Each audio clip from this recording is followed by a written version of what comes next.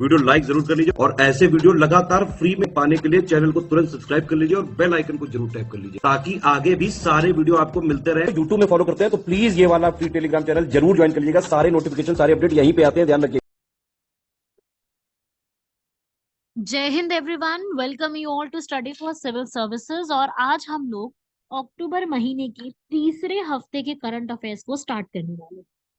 इससे पहले के 2 हफ्तों की करंट अफेयर्स ऑलरेडी अपलोड किए जा चुके हैं और अब हम लोग तीसरे हफ्ते से करंट अफेयर्स को शुरू करते हैं। और अब ये जानेंगे इन करंट अफेयर्स में कि हम लोगों के लिए क्या क्या जरूरी और क्या क्या इंपॉर्टेंट इसमें बन सकता है। तो स्टार्ट करते हैं हम लोग हमारी क्लास को। और ये है हमारा फोन नंबर, जिससे आप लोग जो भी इंफॉर्मेशन आपको चाहिए हो वो यहाँ से आप प्रोवाइड करवा सकते हैं।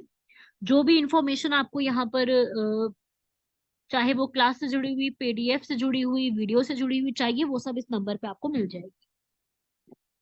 जैसे कि आपको पता है, मैं हमेशा आपके सामने इंपॉर्टेंट डेज लेकर के आती हूँ कि क्या क्या इंपॉर्टेंट डेज रहे हैं। तो आज का हमारा इस हफ्ते का सबसे इंपॉर्टेंट डे और सबसे ज्यादा न्यूज में रहने वाला डे है, वो है वर्ल्ड फूड डे। सबसे ज्यादा इसी पे ही सवाल बने हैं। तो वर्ल्ड फूड डे 2023 में सेलिब्रेट किया जाता है। स्टार्ट कौन करा है इसको? Food and agriculture organization, FAO। ये वही FAO है जिसका जिक्र हम पहले भी कई बार अपने वीडियोस में कई बार कर चुके हैं। 16 अक्टूबर को इस बार की थीम आपको दिमाग में रखनी है। जहां पे आप डेज बना रहे हो, मैं आपको हर हफ्ते डेज बताती हूँ ना, और आप उसकी मैं आपको थीम भी बताती हूँ। आपने नोट्स बना रखे हैं अपने डेज के लिए अलग से? मैंने बताया था पहले भी कि आप अपना अलग से एक बना लो, जिसमें आप सारे डेज लिखते रहो, क्योंकि डेज से भी सवाल आते हैं, थीम से भी सवाल आते हैं, मैच द फॉलोइंग में आते हैं। इवन यूपीएससी सिविल सर्विसेज तक में इसके ऊपर सवाल पूछ लिए गए। तो अब तो मैं क्या ही बोलूं, सवाल तो देखो यहाँ से बन सकता है। तो उस प्रकार से आपको यहाँ पर ये जो है वर्ल्ड फूड डे, इससे भी सवाल बन सकता है। तो ये क्यों मनाया जाता है? क्योंकि फूड एंड एग्रीकल्चर ऑर्गेनाइजेशन जो है, इस दिन उसकी स्थापना की गई थी, इसीलिए ये मनाया जाता है। जिसने सबसे पहले बार सजेस्ट किया था उस व्यक्ति का नाम है 1979 में डॉक्टर पाल रेमोनी। उन्होंने इस डे को मनाने के लिए सबसे पहली बार सजेस्ट यहाँ पे किया था। ठीक है भाई। तो अब हमें वर्ल्ड फूड डे के बारे में थोड़ा बहुत आइडिया होना चाहिए। आप थीम लर्न कर लेना इसकी। इस दिन फूड एंड एग्रीकल्चर ऑर्गेनाइजेशन की स्थापना की गई थी, इतना याद करना है। ठीक है, हो जाएगा सभी लोगों को याद। तो ये फैक्ट्स हैं, अच्छे से याद करना।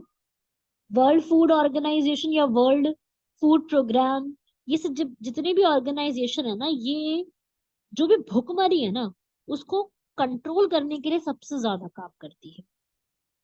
ठीक है। तो वही है, इनके इवेंट्स होते रहते हैं, काफी जगह पर इनके इवेंट्स होते हैं। इंडिया भी इसका मेंबर है। चलिए, इस पर ज्यादा टाइम वेस्ट नहीं करेंगे, क्योंकि हमारे पास और बहुत सारे आर्टिकल्स हैं कवर करने के लिए, जिन पे हम और ज्यादा ध्यान दे सकते हैं। तो अगला हमारा आर्टिकल है, इस बार का जो इंटरनेशनल ओलंपिक कमेटी का सेशन हुआ है, वो इस बार इंडिया ने होस्ट किया है। तो इंटरनेशनल ओलंपिक कमेटी काफी ज्यादा इम्पोर्टेंट है। ठीक है, अभी के लिए। तो इंटरनेशनल ओलंपिक कमेटी कहाँ पे हुआ है? इसका पूरा ऑर्गेनाइजेशन वो हुआ है इंडिया के महाराष्ट्र की मुंबई। ठीक है। और मुंबई में जियो वर्ल्ड सेंटर है, वहां पे किया गया है। और हमारे प्रधानमंत्री भी वहां पर गए थे। और ये 14 अक्टूबर को पूरी तरीके से ऑर्गेनाइज किया गया। ओलंपिक्स तो आप सभी लोग जानते हैं, अंतरराष्ट्रीय ओलंपिक समिति, इसके बारे में आप जानते हैं सभी लोग। पूरे वर्ल्ड का एक कोऑपरेशन होता है, क्योंकि इस अब अगली बार जो ओलंपिक्स होंगे 2028 में, उसमें cricket, baseball, softball, lacrosse, return, flag football, इन सबको ऐड कर दिया गया है। ये प्रॉपर तरीके से गेम्स की फॉर्म में अब ऐड हो चुकी है। ठीक है। और इंडिया ने ये भी बोला है कि 2036 में इंडिया में ओलंपिक्स ऑर्गेनाइज करने में हम लोग पूरी तरीके से तैयार हैं। और बहुत ईगर है हम लोग इस चीज को आगे करने के लिए, बिकॉज इंडिया के लिए स्पोर्ट्स सिर्फ स्पोर्ट्स खेलने की चीज नहीं है, हमारे लिए लव है, इमोशंस है। जब भी हम लोग यहाँ पर ही खेलते हैं, Indians are not just sports lover, we live in sports, है ना। The sporting legacy of India belongs to the entire world, right. And सबसे बड़ी बात है स्पोर्ट्स की, स्पोर्ट्स में there are no losers, there are only winners and learners. Right everyone. So इस तरीके से ये आप सभी लोग जानते हैं, और 40 सालों के बाद ये सेशन इंडिया में हो रहा है, बहुत ही खुशी की बात है हमारे लिए। और काफी सारी बातें जो है मोदी जी ने यहाँ पर बोली थी, हमारे प्राइम मिनिस्टर ने, कि इंडिया की जो स्पोर्ट की लेगेसी पुरानी रही है, बहुत ज्यादा प्रॉस्पेरस रही है।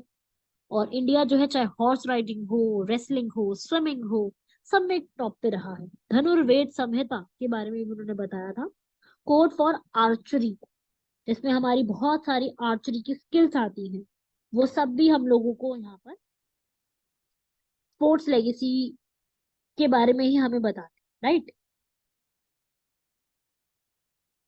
तो ये सब बातें आपको दिमाग में रखनी है कि किसने यहाँ पर क्या किया है, बस इतना भी याद रख लोगे इनफ है। ठीक है, चलिए अगला आर्टिकल है भाई, ये भी काफी ज्यादा इंपॉर्टेंट है, क्योंकि अभी हाल फिलहाल में एक स्कीम लॉन्च हुई है, और स्कीम का का नाम है अमा ओडिशा ना बिन ओडिशा। तो ये एक स्कीम आई है, काफी इंपॉर्टेंट है, बन सकता है सीएम जो है उड़ीसा के, उन्होंने इस पूरी स्कीम को लॉन्च किया है। ठीक है। अब ये क्या है, ओडिशा की कैबिनेट ने इसको किया है, पहले उन्होंने अपने बजट में इसको लिखा था, फिर उसकी कैबिनेट ने इसको पूरी तरीके से अप्रूव कर दिया। वहां के जो सीएम है उनका नाम है नवीन पटनायक, ये बीजू पटनायक के पुत्र हैं।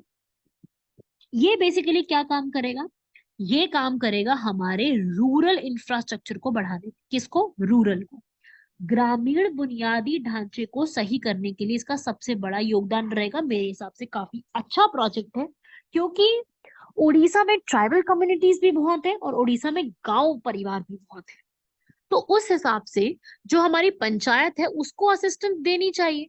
तो यहाँ पर ये बोला गया है कि सरकार जो है उड़ीसा की कैबिनेट, वो 50 लाख तक का यहाँ पर जो है वो पैसा असिस्टेंस देगी, ताकि वहां की जो पंचायत है वो पाठ पूजा, वहां पे जितने भी पुरानी अच्छी अच्छी साइट्स हैं जो कि अच्छी बन सकती हैं, टूरिस्ट प्लेस बन सकती हैं, तो उनको ये सब प्रोजेक्ट्स के लिए अलग से पैसा दिया जाएगा। और इसके लिए यहाँ पर फंड अलग से निकाला गया, 50 लाख रुपए हर पंचायत को दिया जाएगा। प्रोजेक्ट की कॉस्ट कितनी भी हो, अभी इतना पैसा रखा गया है, ताकि जगन्नाथ कल्चर, क्योंकि जगन्नाथ के लिए फेमस है, आपको पता है उड़ीसा, तो ये सब कल्चर को प्रिजर्व करना हमारी जिम्मेदारी है, ऐसा कहते हुए जो वहां के सीएम है नवीन पटनायक, उन्होंने इस पूरे की यहाँ पर स्टार्ट करा है। उड़ीसा बहुत फेमस है हर चीजों के लिए, उड़ीसा ज्योग्राफी में बहुत पढ़ने पड़ता है अपने को। जब भी आप इंडियन ज्योग्राफी पढ़ते हो, आप इंडियन ज्योग्राफी में, मतलब मुझे जहां तक ऐसा आभास हो सकता है मैं गलत भी हूँ, पर मुझे जहां तक ऐसा लग रहा है कि भाई इंडियन ज्योग्राफी में बच्चा लोग सबसे ज्यादा क्या पढ़ते हैं, उड़ीसा, क्योंकि वहां वहां पे मिनरल्स बहुत मिलते हैं। मिनरल्स का मतलब क्या होता है, खनिज खूब मिलते हैं। दूसरी चीज, उड़ीसा में रिवर्स भी बहुत ज्यादा हैं, जैसे वहां पे अभी रिवर न्यूज में रहती है महानदी, ऋषिकुल्या, दया नदी। अब वहां पे एक फेमस लेक भी है, एक लेक वहां की बहुत ज्यादा ही फेमस है, दैट इज चिलिका लेक, है ना भाई। चिलिका लेक बहुत फेमस हो जाती है वहां की। तो उड़ीसा अपने आप में छोटी छोटी चीजों को लेकर के काफी ज्यादा अलग अलग बातों के लिए न्यूज में रहता है। उड़ीसा अपने आप में बेहद जरूरी है पढ़ के जाना आप सभी लोगों के लिए।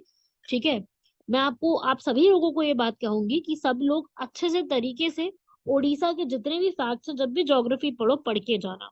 उड़ीसा में लिख रही हूँ या आपके लिए लिख रही हूँ, ताकि आप लोग रिवाइज कर लो सारी चीजों को, कि भाई उड़ीसा में ये चीजें फेमस है। उड़ीसा के लिए भुवनेश्वर उसकी कैपिटल है वहां की, आप लोग ये बात को भी जानते हैं। और उड़ीसा जो है, पहले इसका नाम ओडिशा हुआ करता था, ORISSA, फिर नाम इसका क्या बन गया, ओडिशा।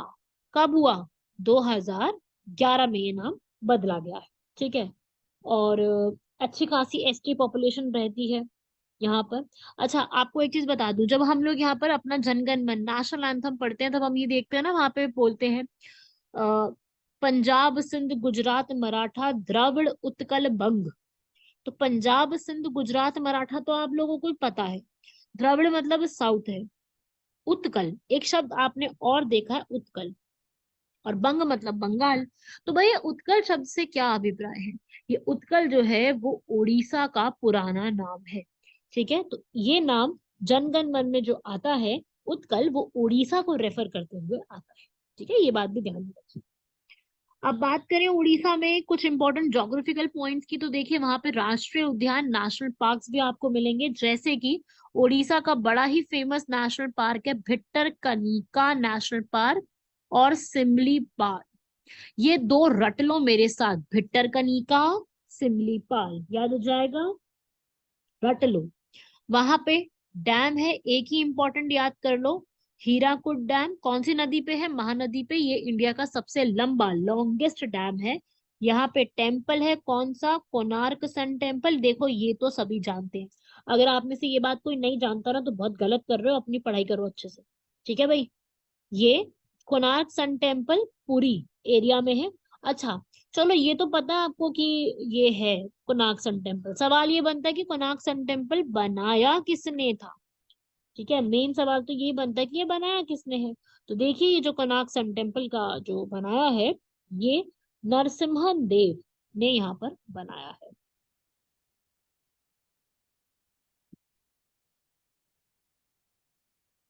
ठीक है भाई, ये भी आप याद रखिएगा, ईस्टर्न गंगा डायनेस्टी के नरसिम्हम देव थे, उनके द्वारा ये बनाया था। आता है तो अच्छी बात है, कोई दिक्कत नहीं है, आता है तो बहुत बढ़िया बात है। तो उड़ीसा जो है, जिसको आप अच्छे से जानते हो, उड़ीसा के बारे में ये सब फैक्ट्स पढ़ के जाना। ठीक है, उत्कल दिवस 1 अप्रैल को मनाया जाता है, क्योंकि 1 अप्रैल को बनाया गया था हमारा उड़ीसा, इसलिए। तो ये कुछ इंपॉर्टेंट फैक्ट्स थे, जितना मुझे अभी दिमाग में आ रहा है ज्योग्राफी के पॉइंट ऑफ व्यू से मैंने ये बताई हैं चीजें।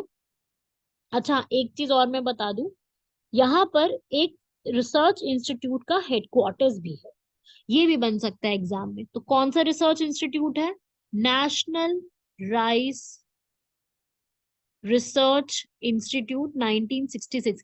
क्योंकि UPPCS, UPSC, CDS, NDA, CAPF, इन सब एग्जाम्स में ना ये हेडक्वार्टर्स को मैच ऑफ द फॉलोइंग करने के फॉर्म में क्वेश्चंस आते हैं। So national rice research institute जो है वो कटक उड़ीसा में एस्टैब्लिश्ड है। कहाँ पे है? कटक। कटक भी जगह है ना, आप लोगों ने सुना ही होगा। ठीक है, तो मेन नदियां, नदियां याद हो गई थी ना सबको? नदियां भी मैंने आपको लिखवा दी थी। ठीक है, रिवर्स भी मैंने आपको बता दी थी। रिवर सबसे पहली कौन सी थी? ब्राह्मणी, महानदी, ऋषिकुल्या, दया। ठीक है, ये मैंने लिखवा दी थी। एक और याद कर लो मेरे कहने पे, सुवर्ण रेखा और बैतरानी। ये 6 रिवर्स रट लो, ये उड़ीसा से बिलोंग करती हैं। ठीक है, उड़ीसा में काफी ज्यादा साइक्लोन्स की एक्टिविटी भी रहती है, बट कोई ना, आप अभी ये याद कर लो। वहां पे आप याद कर लो सिमलीपाल और भिट्रकनिका, याद रट लेना, बाद में मत कहना कि बताया नहीं गया था, बताया जा रहा है आपको। ठीक है, और यहाँ पर आपको एक क्रोकोडाइल्स भी मिलती है, जिसका नाम है सॉल्ट वाटर क्रोकोडाइल्स। ठीक है, ये क्रोकोडाइल्स की स्पीशीज यहाँ पर आपको देखने को। बाकी चिलिका लेक तो आपको रटना ही रटना है, वो तो आपको पढ़ना ही पड़ेगा। एक यहाँ पर मैं एक फैक्ट और लिखवाना चाहूंगी, क्योंकि मुझे एकदम से दिमाग में आ रहे हैं ये सारे फैक्ट्स। चिलिका लेक में आपको एक डॉल्फिन्स मिलेंगी। अब डॉल्फिन्स की कैटेगरी कौन सी? डॉल्फिन्स पे अलग अलग तरीके की होती हैं, Gangetic river dolphin, Indus river dolphin, और एक तीसरी कैटेगरी होती है इर्रावेडी डॉल्फिन्स। ये मोस्ट इंपॉर्टेंट है। ठीक है, चलो भाई, काफी सब कुछ बता दिया उड़ीसा के बारे में, बढ़ते हैं हम लोग आगे। तो ये याद हो जाएगी उड़ीसा की स्कीम, अमा उड़ीसा, नाबेन उड़ीसा, आर उड़ीसा, न्यू उड़ीसा। न्यू उड़ीसा कब बनेगा? जब जितना भी फंड दिया जा रहा है वो बेटर तरीके से यूटिलाइज किया जाएगा, तभी उड़ीसा जो है वो बेटर बन सकता है। तो उसी रिस्पेक्ट में ये बोला गया है। चलो अगला बढ़ते हैं आगे। अब ये आता है हमारा भाई ब्लू कॉलर जॉब्स के ऊपर। अभी एक रिपोर्ट आई है, उसी के हिसाब से मैंने डेटा लिया है। ऐसा बोला जा रहा है कि भाई जितनी भी महिलाएं हैं, फीमेल्स हमारी, वो blue collar job, manufacturing sector में काफी इंक्रीज हो रहा है उनका कंट्रीब्यूशन। तो पहले तो देखो ये हमें समझना पड़ेगा कि ब्लू कॉलर जॉब्स का मतलब क्या होता है। ब्लू कॉलर जॉब्स का मतलब होता है जो कि वर्किंग क्लास होते हैं, वर्किंग होता है ना एक तरीके से, वर्कर्स होते हैं, लेबर की तरह काम करते हैं, जिनको घंटे के हिसाब से दिहाड़ी मिलती है। ठीक है। ऐसा इसलिए बोला गया क्योंकि वो ज्यादातर ना लोग ना ये जो जितने भी ऐसे काम होते हैं ना, ये डार्क कपड़े पहनते हैं, क्योंकि डार्क कपड़ों में ना फिर अगर कोई निशान पड़ गया, कोई स्टेन हो गया, कोई दाग लग गया तो दिखता नहीं। तो इसमें पावर डिस्ट्रीब्यूशन करने वाले प्लांट ऑपरेटर्स हो गए, मैन्युफैक्चरिंग करने वाले, कंस्ट्रक्शन करने वाले, आपने देखा होगा इनकी ड्रेसेस जो है वो बिल्कुल डार्क डार्क कलर की होती है, इसीलिए होती है ब्लू कॉलर। पहले ऐसा कहा जाता था कि ये बिल्कुल लो एजुकेटेड और लेस स्किल्ड लोगों के लिए, जबकि ऐसा आज के टाइम पे परसेप्शन चेंज हो रहा है। तो इन ब्लू कॉलर जॉब्स में ऐसा रिपोर्ट आया है कि बहुत ही कॉमन तरीके से जितने मैकेनिक्स, इलेक्ट्रिशियन, कंस्ट्रक्शन वर्कर्स और ये सारी चीजें हैं, इसमें वुमेन का जो नंबर है वो इंक्रीज होता जा रहा है। तो यहाँ से ये शब्द जो है ना वो निकल के आया है। ठीक है भाई, समझे बात को? तो इस प्रकार से पूछा जा सकता है।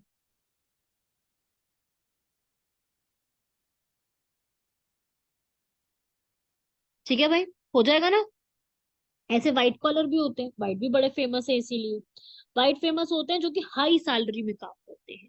ठीक है, बाबू लोग कहते हैं ना, जिनको बाबू लोग पूरा व्हाइट कॉलर बना करके जा रहे हैं, उन्हें कहते हैं white collar job. IAS, IPS, मतलब ऐसा कहा जाता है कि जिनके हाथ गंदे नहीं होते, व्हाइट साफ साफ साफ सुथरे गए, साफ सुथरे आ गए।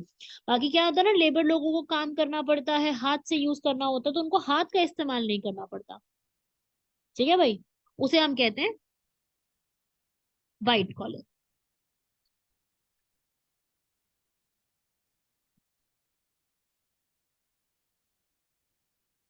तो इस प्रकार से आपको ये सारे फैक्ट्स दिमाग में रखने हैं, व्हाइट कॉलर, ब्लू कॉलर। ठीक है, ये सब ना इस टाइप की जितनी भी चीजें होती है ना, ये सब पूछे जाते हैं एग्जाम में। कल को हो सकता है एग्जाम में क्वेश्चन इनका मैच द फॉलोइंग पे आ जाए, बच्चों को नहीं पता होता है कि क्या चीज है। आजकल तो एक और भी बड़ा फेमस हो रहा है, आप लोगों को सुन के बड़ी हंसी सी आएगी, लेकिन पिंक कॉलर भी बोलते हैं भाई। पिंक कॉलर भी अब महिलाओं के साथ जोड़ दिया और कुछ नहीं है। ठीक है, ज्यादातर इसमें क्या करते हैं, वैसे तो ये बोलते हैं कि ये वाली पिंक कॉलर जॉब्स वो होती हैं जिसमें लोगों के साथ आपकी केयरिंग इन्वॉल्व होती है, आप केयर करते हो, इमोशनली जुड़े हुए होते हो लोगों के साथ। तो वो वैसे ज्यादातर कौन होती है, पिंक कॉलर में महिलाएं होती हैं। तो टीचिंग हो गया, नर्सिंग हो गया, सोशल वर्क करना हो गया, किसी की देखभाल करना हो गया, ट्रीटमेंट देना हो गया, वो सब जॉब्स जो है वो एक तरीके से पिंक कॉलर जॉब्स के रूप में क्लासिफाई की जाती है। तो इस तरीके से आपको दिमाग में रखना है पिंक कॉलर जॉब्स को। तो आपकी blue collar, white collar, pink collar हो गई। ऐसी रेड कॉलर भी होती है। ठीक है, अलग अलग है, बस कुछ नहीं है, कॉलर के नाम से अलग अलग क्लासिफिकेशन कर दिए, मुझे भी नहीं समझ में आता इतना क्या ही है। पर चलो कोई ना, जो भी है थोड़ा बहुत हमें आइडिया जरूर होना चाहिए, क्योंकि इससे सवाल हमसे पूछा जाता है। सवाल नहीं आते तो काहे ही पढ़ते ना, सवाल आते हैं तो इसलिए पढ़ना ही पड़ेगा अपने को। तो उसके बाद एक रेड कॉलर भी पढ़ लो भाई, मेरे साथ ही पढ़ लो सारा कुछ, ये वाला डन हो जाएगा, रिवाइज भी हो जाएगा।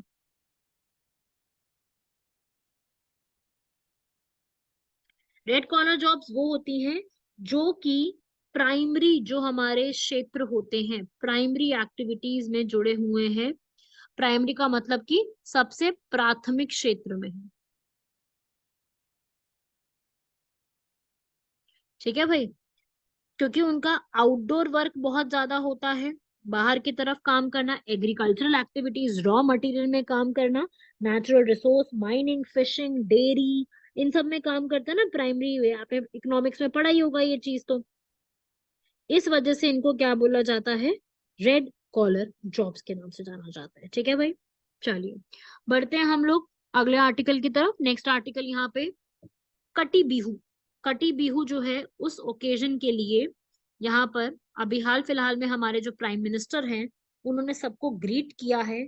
उसी से सवाल बनते हैं कि कटी बिहू जो है वो किस तरीके का फेस्टिवल है। बिहू सुना होगा नाम तो कटी बिहू एक तरीके से दूसरा बिहू फेस्टिवल है, जिसमें राइस की सैपलिंग्स हो गया, और कोंगाली बिहू के नाम से भी ये जाना जाता है। असम का फेस्टिवल है, पूरी तरीके से असम के लोग इसको मनाते हैं। और अर्दन लैम्प्स को जलाना, अर्दन लैम्प्स का मतलब होता है मट्टी के दिए वगैरह को जलाना। तो असम के लोगों को ये मनाया, असम के लोग यहाँ पे इसको अच्छा खासा मनाते हैं, अक्टूबर के महीने में मनाते हैं। लोग पूजा करना, असम के कपड़े पहनना, भगवान को चढ़ाना, ये सब चीजें करते हैं। और अपना खाना बनाते हैं जो उनका खुद का फेमस खाना है, जैसे कि पीठा और लारू, ऐसे सब खाने को बनाते हैं। बिहू के अलग अलग फेस्टिवल्स होते हैं, एक तो खुद ही बिहू होता है ना। एक और बिहू भी होता है जिसे कहते हैं रोंगाली बिहू। ये कोंगाली है, वो रोंगाली है। तो ये दो अलग अलग तरीके के बिहू होते हैं। ये बिहू जो है ये वाला, ये अप्रैल में मनाया जाता है। खैर हमारे लिए उतना इंपॉर्टेंट नहीं है, अपने लिए इतना इंपॉर्टेंट था, उतना याद कर लो, जितना अभी बताया ना उतना याद कर लो।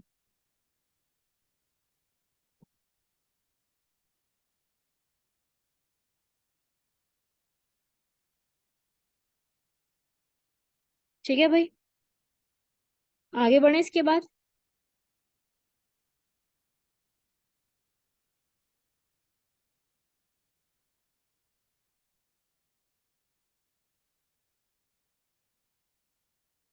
अगला है भाई, अभी हाल फिलहाल में ये खबर आई है, देखने को मिला है, इसकी काफी सारी पिक्चर्स वगैरह देखने को मिली थी, कि जो पुडुचेरी है उसका जो कलर है ना वो रेड हो गया है एल्गल ब्लूम की वजह से। तो अभी हमारा जो टॉपिक हो गया वो एल्गल ब्लूम आ गया, कि पुडुचेरी में, मतलब पुडुचेरी में पूरा नहीं, वो काफी हद तक वहां पर जो वहां की जो लेक्स है, वहां पे काफी ज्यादा ये देखने को मिला है कि वहां का जो पानी है वो रेड रेड से टर्न होता जा रहा है।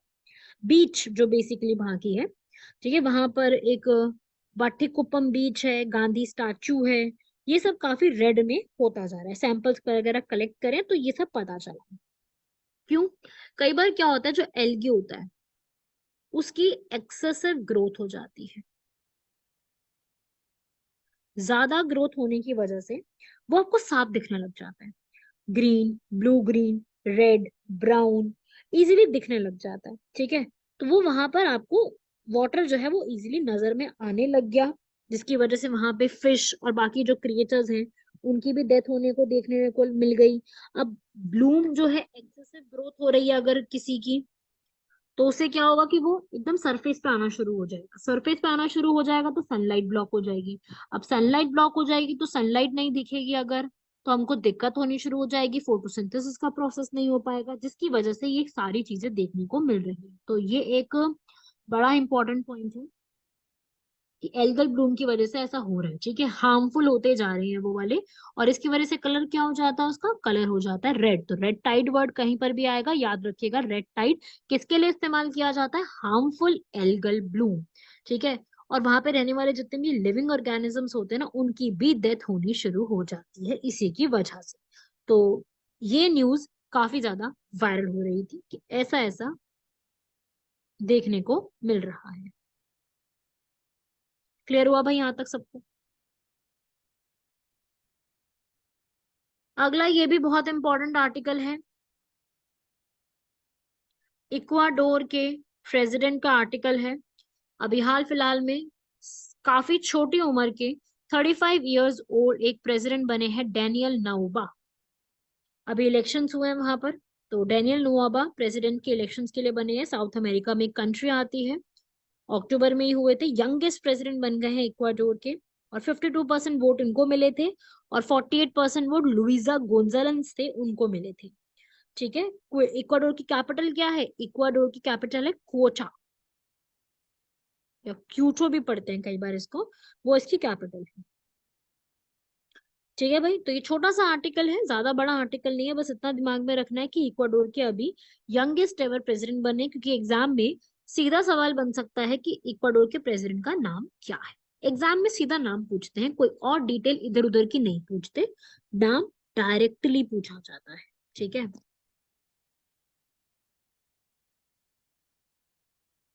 बढ़ते हैं हमारे नेक्स्ट आर्टिकल की तरफ। अभी आ रहा है टी क्राइसिस। अभी हाल फिलहाल में एक पेपर रिलीज हुआ है जिसका नाम है, पेपर पढ़ेंगे पहले तो, एक पेपर है जिसका नाम है T scenario 2023 Indian T association का, जिसमें ये बताया गया है कि इंडिया की जो टी का सिचुएशन है वो एक फाइनेंशियल क्राइसिस से गुजर रहा है, जिसकी वजह से चाय की जो पूरी एक बनाने की कॉस्ट होती है, बेचने की कॉस्ट होती है, वो इंक्रीज होती जा रही है। तो ये सब जो इंफॉर्मेशन है वो हमें कौन प्रोवाइड करता है, टी बोर्ड ऑफ इंडिया। अब ये टी बोर्ड ऑफ इंडिया असल में 1953 में बनाया गया था। अब टी सबसे ज्यादा उगती आपको पता है दार्जिलिंग के एरिया में है, वेस्ट बंगाल में। तो इसके जो हेडक्वार्टर्स रखे गए हैं वो भी कहाँ रखे गए हैं, कोलकाता में। ठीक है। टी 19 टी बोर्ड जो है ना वो 1953 में कॉन्स्टिट्यूट किया गया था, लेकिन टी बोर्ड ने जो अपना काम करना शुरू किया है वो अप्रैल 1954 में किया था। ठीक है। ये आप पढ़ सकते हो यहाँ पर। जो हमारा टी बोर्ड है ये किसके अंडर काम करता है, कॉमर्स मिनिस्ट्री। कॉमर्स मिनिस्ट्री का मतलब क्या होता है, वाणिज्य मंत्रालय, वाणिज्य और ministry of commerce and industry, जिसमें टोटल 31 मेंबर्स होते हैं, चेयरमैन भी होते हैं, हर 3 साल बाद इसको बनाया जाता है। हेडक्वार्टर्स इसके कलकत्ता बने हुए हैं। तो इस तरीके से ये टी बोर्ड के बारे में याद रखिएगा, हमारी सेंट्रल गवर्नमेंट के अंडर ये पूरी तरीके से काम करता है। तो ये सब सवाल भी हमसे इसमें सीधा सीधा पूछे जा सकते हैं। तो अब देखिए आप इन सब पूरे फैक्ट से आप क्या समझे कि जैसे देखो ये टी बोर्ड है, आपको भी पता है टी जो है वो इतनी ज्यादा हमारे लिए, इंडिया बहुत बड़ा कंज्यूमर है इसका, आप सभी लोग जानते हैं इंडिया टी का सबसे बड़ा कंज्यूमर है। इवन हम टी के सबसे बड़े प्रोड्यूसर भी है, सबको पता है यार, चाय पीना कितनों को पसंद है, सबको ही बहुत पसंद है। तो उसी प्रकार से टी हमारे लिए एक इम्पोर्टेंट रोल प्ले करती है। तो अब आपको बेसिकली इसमें यही याद रखना है कि हमारे इंडिया में हर एक किसी ना किसी एंटाइटी के लिए, किसी ना किसी एडिबल आइटम के लिए अलग से एक बोर्ड जो है वो एस्टैब्लिश किया जा चुका है। जैसे अगर मैं बात करूं सबसे पहले टी बोर्ड की, तो एक सबसे पहला इंपॉर्टेंट टी बोर्ड है ना, जो चाय के लिए, क्योंकि सबसे ज्यादा फेमस है यार चाय तो। ठीक है। ऐसे ही एक कॉफी बोर्ड भी है। ठीक है। ऐसे ही एक कॉटन बोर्ड भी है। और ऐसे ही मैं बात करूं अगर, तो एक जूट बोर्ड भी है। तो इस प्रकार से हमारे इंडिया में काफी सारे टाइप ऑफ बोर्ड्स जो है वो एस्टैब्लिश्ड हैं, जो कि अलग अलग तरीके से काम करते हैं और उस चीज को, जो भी प्रोडक्ट है उसको बेटर करते हैं। अब तो देखो मैंने आपको पिछली वीडियोस में भी बताया था कि ये चारों तो चलो एग्जिस्ट करते ही हैं, साथ ही साथ अब एक नया बोर्ड भी बनाने की बात करी गई है, वो है टर्मरिक बोर्ड। तो बोर्ड्स की कमी नहीं है भारत के अंदर, क्योंकि इन सब चीजों को अगर हमें इम्प्रूव करना है, मतलब इन सब को अगर आप कह लीजिए कि इन सब का इम्पोर्ट एक्सपोर्ट, इसमें कितना माल बन रहा है, कितना इसमें इम्प्रूवमेंट की जरूरत है, अगर ये सारी चीजें एक तरीके से लेकर के आनी है और भारत को एक एक्सपोर्ट हब, ये सुना है ना वर्ड सबने, कोशिश तो की जा रही है इस चीज की भी कि हम भारत को क्या बनाएंगे, हम भारत को एक नया एक्सपोर्ट हब बनाएंगे। तो अगर हम ये सब चीजें चाहते हैं, हम अगर ये सारी चीजों को चाहते हैं कि ये चीजें हमारे भारत में हो, एस्टैब्लिश हो, तो उसके लिए अपने को बोर्ड बनाने होते हैं, क्योंकि अब हम टर्मरिक में भी टॉप कर रहे हैं, है ना, इसे टर्मरिक बोर्ड भी बना दिया। तो ये बहुत जरूरी है चीजें, जो बोर्ड्स को एस्टैब्लिश किया गया है, ये मेरे हिसाब से काफी अच्छे स्टेप है जो कि होने भी चाहिए, क्योंकि इन्हीं की वजह से, इन्हीं एस्टैब्लिशमेंट्स की वजह से क्या इंप्रूवमेंट हो जाती है, एक्सपोर्ट, है ना। अब टी और कॉफी है, ये दो आइटम्स कैसे हैं, एडिबल आइटम्स हैं। तो ये कौन सी मिनिस्ट्री में आ गए, ministry of commerce and industries. क्यों, क्योंकि ये जो हमारे डिपार्टमेंट्स हैं ये कॉमर्स के ऊपर और इंडस्ट्रीज पे ज्यादा फोकस करते हैं। वही अगर मैं जूट और कॉटन की बात करूं, तो जूट और कॉटन हमारा कोई एडिबल आइटम तो है नहीं, तो टेक्सटाइल्स हैं दोनों ही। तो ये दोनों कौन सी मिनिस्ट्री के अंडर आते हैं, मिनिस्ट्री ऑफ टेक्सटाइल्स। क्लियर हुई बात। सो इस प्रकार से आपको ये दिमाग में रखना है। अब टी कॉफी को साथ जोड़ के पढ़ना शुरू करो, कॉटन और जूट को साथ पढ़ना शुरू करो, तभी आप डिफरेंशिएट कर पाओगे कि कौन सा किसके अंडर आना चाहिए, वो आप डिफरेंशिएट इजीली कर पाओगे। समझे बात को। तो डिफरेंशिएशन करने के लिए ये फैक्ट्स इंपॉर्टेंट होते हैं, इसलिए मैं ये चीजें आपको पढ़ा रही हूँ अलग से। ठीक है। अब आप सोचेंगे मैम कॉटन जूट बता दिया तो सिल्क क्यों नहीं बताया, तो भाई सिल्क भी तो एक बहुत बड़ा इंडिया प्रोड्यूस करता है ना, इंडिया तो सिल्क भी प्रोड्यूस करता है। तो देखिए असल में ना सिल्क बोर्ड कोई बहुत बड़ा कोई बोर्ड नहीं है, असल में सिल्क का एक अलग से नाम है सेंट्रल सिल्क बोर्ड करके, तो वो एक अलग से बनाया गया, ठीक है, जहाँ पे ऑफिसर्स काफी ज्यादा हैं सिल्क के, तो उस जगह पे सिल्क का बोर्ड बना दिया गया, दैट्स इट। तो आपको इसी तरीके से ये सारे बोर्ड्स को दिमाग में रखना है। तो अब इन बोर्ड्स के हेडक्वार्टर्स जो है वो मैं आपको नहीं कराऊंगी, बोर्ड के हेडक्वार्टर्स आप लोगों को कमेंट बॉक्स में खुद से बताने हैं। सारी इन्फॉर्मेशन मैंने यहाँ पे प्रोवाइड करी है, हेडक्वार्टर्स की इन्फॉर्मेशन आप लोग खुद से बताएंगे। तो ये हमारे आज के आर्टिकल सारे कंप्लीट हुए। अब है ये कॉम्प्लीमेंट्री क्वेश्चन, जिसमें हमें ये बताना है कि इनमें से कौन सी कंट्री आसियान ग्रुपिंग की मेंबर है। आसियान कई बार डिस्कस किया हमने अपनी वीडियोस में। आसियान की फुल फॉर्म क्या है? Association of south east Asian nation. तो इसमें इंडिया नहीं है पहली बात तो, क्योंकि साउथ ईस्ट है and India is a part of south only, south Asia, right. तब साउथ ईस्ट एशिया में इनमें से कौन सी कंट्री पार्टिसिपेंट है, उसका ये सीधा क्वेश्चन है, बहुत इजी सा है। तो Laos, Brunei, Thailand, Vietnam, Papua New Guinea and Philippines, इनमें से बताना है आपको। इनमें से सारी कंट्रीज पार्टिसिपेंट है except Papua New Guinea. Papua New Guinea participant नहीं है, जबकि Laos, Brunei, Thailand, Cambodia, Vietnam, Malaysia, Singapore, Philippines, Indonesia, Myanmar जिसका पुराना नाम बर्मा था, ये सारे इसके पार्टिसिपेंट है। तो इसका आंसर हो जाएगा correct C, that is only 5। तो ये थे हमारे आज के इंपॉर्टेंट सारे करंट अफेयर्स वीकली। इसकी पीडीएफ आपको ग्रुप में अवेलेबल कराई जाएगी। बाकी आप लोगों को इसमें से डेज, इंडिया इस बार होस्ट कर रहा है इंटरनेशनल ओलंपिक सेशन, और 2028 में कौन सा नया स्पोर्ट्स ओलंपिक्स में ऐड हुआ है जिसमें सबसे इंपॉर्टेंट रहेगा क्रिकेट, वो भी आपको दिमाग में। Pink collar jobs, white collar job, ये सब में डिफरेंस जो बताया है वो सब भी रट के जाना है। ब्लू कॉलर, फिर कटी बिहू कहाँ का फेस्टिवल है, Puducherry, algal Bloom, algal Bloom का क्या मतलब होता है, एल्गल ब्लूम क्यों होता है, किस रीजन में, किसकी वजह से, एक्सेसिव होने की रीजन की वजह से। अभी इक्वाडोर में कौन से प्रेसिडेंट को इलेक्ट किया गया है, किसको उन्होंने डिफीट किया है, इक्वाडोर कहाँ पे लोकेटेड है, उसकी जोग्राफिकल लोकेशन, एंड इक्वाडोर की जो भी इंपॉर्टेंट प्लेसेस हैं जो मैंने बताई है क्लास में अभी, प्लस उसकी कैपिटल, ये सब भी कवर करना है। और टी सिनेरियो, पूरा tea board, very very important. Tea board के बारे में जितनी इंफॉर्मेशन बताई है, टी कॉफी वगैरह वगैरह, सारे बोर्ड्स के बारे में पढ़ के जाना। क्लियर है भाई? यहाँ तक कंप्लीट कीजिएगा, बाकी मिलते हैं सभी लोगों से नेक्स्ट लेक्चर में। तब तक के लिए धन्यवाद, शुक्रिया, जय हिंद।